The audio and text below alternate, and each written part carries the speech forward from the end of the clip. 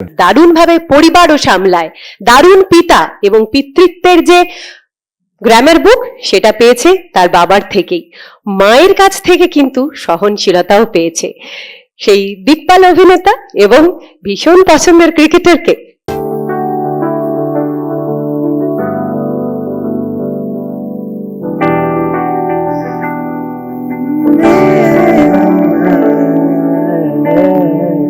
সবার ময়দান খেলা জানতাম, ওরা খালি পেট খেলে, চোখে সবাই মিলে আলো ভরিয়ে প্রাণ সুরভ করছিলেন মাঠে শাহরুখ খান, রক্তে দুঃখ পথে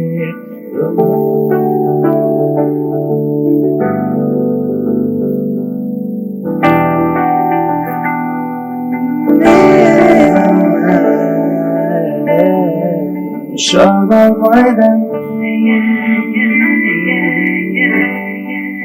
খেলা জানতাম,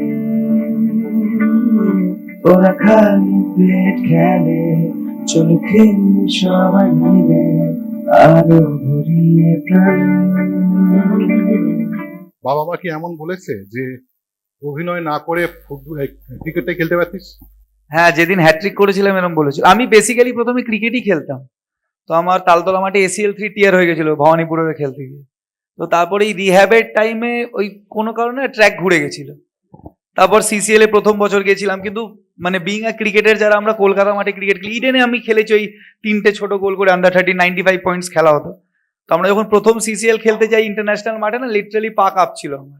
প্রথম সিজন টোটাল 18 রান করেছিলাম, খুব অপমানিত হয়েছিলাম, আমরা 4টে ম্যাচই হেরেছিলাম। তারপর মিস্টার বাপ্পাদা এলেন, আমি সেই বছর ম্যান অফ দ্য সিরিজ হই। কিন্তু হয় না একটা ছেলের জন্য ড্রিম কাম ট্রু, এইবার সেটা সেমিফাইনাল হয়েছে। বাবা কোনোদিন যায়নি খেলা দেখতে, তো মানে একটা ছিল যে বাবা গেলেই আমি 0 করি, মানে ছোটবেলায় যখন হতো। তো বাবা সেমিফাইনাল দেখতে যায়, তো আমার আগের দিন চোট লেগে যায়, মাসেল পুল হয়ে যায়, তো ইঞ্জেকশন নিয়ে সেমিফাইনাল। তো বাপ্পাদা আমাকে নামাচ্ছিল না, আমি খুব রেগেছিলাম বাপ্পাদার ওপর একদম। মানে আমার ব্যাট কর সবসময় একই জিনিস নিয়ে ঝগড়া। 20 ওভারের খেলায় আমি 10-এর আগে নামবো, বলবে তুই 6 মারতে পারিস, তুই পরে নাম। এভরি ডে ঝগড়া। আমি বলেছি তাহলে রোহিত শর্মার তো লাস্ট ডাউন নামা উচিত, ও তো 6 মারতে পারে, নিশ্চয়ই আমার থেকে বেশি পারে।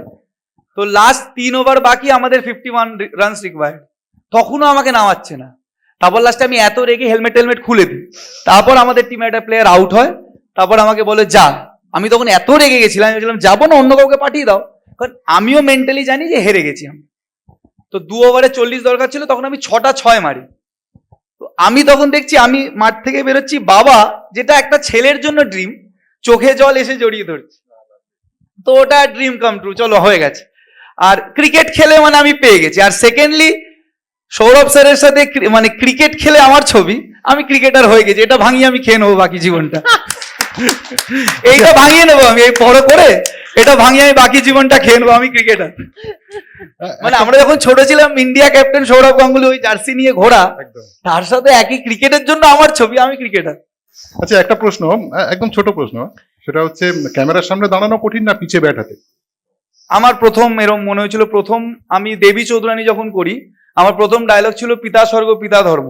আমি একটা টাইমে না লুপে চলে গেছিলাম, ভুলের পর ভুল, মানে ব্রেন কাজ করা বন্ধ। একটা টাইমে মনে হচ্ছিল এর থেকে বোধহয় 6 মেরে দেওয়াটা সোজা, মানে পুরো লুপে। মানে কিন্তু ওই যে যেটা করে তখন মনে হয় ওটাই সোজা, বাকিটা কঠিন, এরকম একটা ব্যাপার। কিন্তু ঠিক আছে। আচ্ছা, বাপ্পাদাকে একটু মাইক্রোফোনটা দিন। বাপ্পাদা প্রচুর আমাকে। বাপ্পাদা, রাহুল কেন স্পেশাল? ও অনেকটা বলেই দিল অ্যাকচুয়ালি। নমস্কার সবাইকে। ওই যে খেলার কথাটা বলছিল, অ্যাকচুয়ালি আমাদের অনেক রকম ক্যাটেগরি আছে, A category, B category, cinema অনুযায়ী হয়, এবং 7টা সিনেমা করতে হয়, কতগুলো সিরিয়াল করতে হয়, এই নিয়ে A ক্যাটেগরি B ক্যাটেগরি হয়। তো রাহুল ছিল B ক্যাটেগরি, এবার এসেছিলাম এই বছর A ক্যাটেগরি হয়েছে। এই বছর A ক্যাটেগরি হওয়ার জন্য ওকে আমি যখন খুশি ইউজ করতে পারতাম, প্রথম 3 জনকে A পাঠাতে হতো। তো ও যেহেতু A ক্যাটেগরি হয়ে গেছে, ও এখন ভাবতে শুরু করলো যে পাওয়ার প্লে হয়ে গেলে ও প্যাড করে দিত, মানে ওকে এবার যেতেই হবে, মানে ও বেশি বল খেলবে আর কি। আমার মনে হতো যে 15 ওভার পর একমাত্র 6 মারার প্লেয়ার হচ্ছে রাহুল, তো আমি 15 ওভার পরে ওর জন্য ওকে রেখে দিতাম। তো একটা খেলা ওই কেরালা স্ট্রাইকার্সের সঙ্গে যার কথা বলছে, যে একটা সময় এমন হলো যে আমাদের 3 ওভার 51 রান দরকার, তো ও তখন রাগে পুষছে, ও তো 6 ওভার পর থেকে প্যাট পরে বসে আছে, কখন যাবে, মানে খেলাটা হাতের বাইরে চলে যাচ্ছে, তখনও ও যাচ্ছে না। তারপরে ওকে যখন 16 ওভারে গেছে, 3 ওভার বাকি, 17 ওভারে গেছে, 3 ওভার বাকি, 18 বল বাকি, এখনো রাহুল গিয়ে তুই যেটা পারিস তুই সেটাই কর।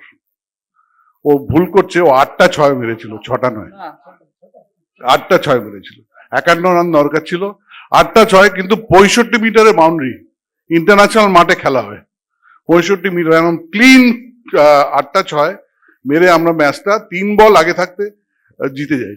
তো ব্যাপারটা হচ্ছে যে ওর পোটেনশিয়ালটা বুঝতে হবে, ও কখন গেলে সুবিধা হয় সেগুলো জানতে হবে, কিন্তু ওর মনে হয় ও বেশি বল খেলে রান করবে, আমার মনে হয় সেটা মনে হয় না, ও যত কম বল খেলে তত বেশি প্রোডাক্টিভ হয়। আবার পরের বছর আর আমাকে মানে সিরিয়াসলি বলছি, সেমিফাইনালের পর কেরালা টিম ওরা ঢাকঢোল বাজানো শুরু করে দিয়েছিল, তো যখন জিতে যাই তো ওদের কয়টা প্লেয়ার কাঁদতে কাঁদতে এসেছিল, বলছে তুমি কি ভাবছিলে, আমি মায়ের দিব্যি খেয়ে বলছি আমি প্রত্যেক কটা বলে বাপ্পাদার মুখ দেখছিলাম, আমি এটা ওদের বলেছি। এটাতে তোমার স্ত্রী কিন্তু প্রচন্ড রেগে যাবেন। আমি প্রীতি, জনপ্রিয় অভিনেত্রীকে ডেকে নেব, যে বলে যে কার কার মুখ দেখছে, এটা নিয়ে ওর কি রিপার্কেশন। Preity, please welcome. হ্যাঁ, এসো এসো, শুনি তোমার কি ব্যাপার। বলে কার মুখ দেখছিলে রাহুল? বাপ্পাদা। আর বলছি কি, দাদাকে জিজ্ঞেস করবো, দাদা এরপরে বাড়িতে এরকম যদি তোমারও হতো, মানে ডোনাদি ঠিক কিরকম মানে তোমার জন্য ট্রিট রাখতো? একটা দাদাকে মাইক্রোফোন দাও না। কোনটা? দাদা তোমার ছবির পাশে নিজের ছবি রেখে বলেছে এই ভাঙিয়ে বাকি জীবনটা খাবে। তোমার মতন বউই সবকিছু সেটা কিন্তু শিখতে পারেনি, তুমি শিখিয়ে দাও। মানে বলে কোচের ছবি দেখছে, মানে এইরকম তো তোমার জীবনেও মানে হয়েছে বা হতে। মানে আমি বুঝলাম না, আমার মতো বই সবকিছু। হ্যাঁ, মানে সেটা শিখতে পারেনি, এদিকে বলছে তোমার ছবির নিচে ছবি রেখে ও ক্রিকেটার সারা জীবন ভাঙিয়ে খেয়ে নেবে। আমার নয় তো, ওটা অনিলাবর শুধু। কোথায় গেল অনিলাভদা?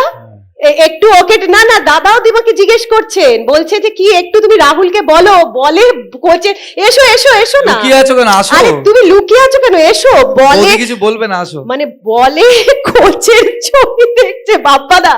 আমার মনে হয় তুমি কিছুদিন না মানে এটাই একটা বোধহয় কোচের সব থেকে বড় পাওনা, যদি আমার মুখটা দেখে 6 মারতে পারে এবং আমার ম্যাচ জিততে পারি, I don't mind.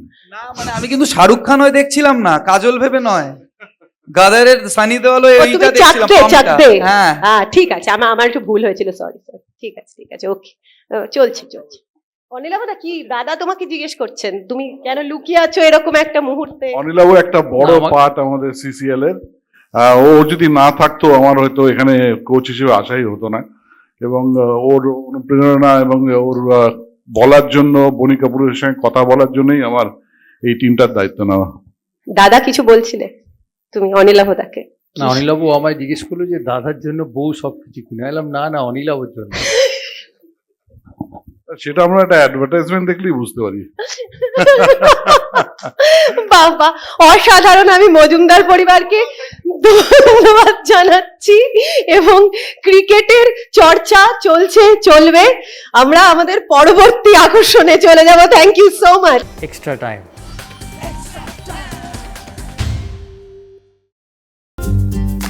Latest news আর এক্সক্লুসিভ ভিডিওর সঙ্গে আপডেট থাকতে এখনই সাবস্ক্রাইব করুন আমাদের ইউটিউব চ্যানেল। বেল আইকনে ক্লিক করতে ভুলবেন না যেন।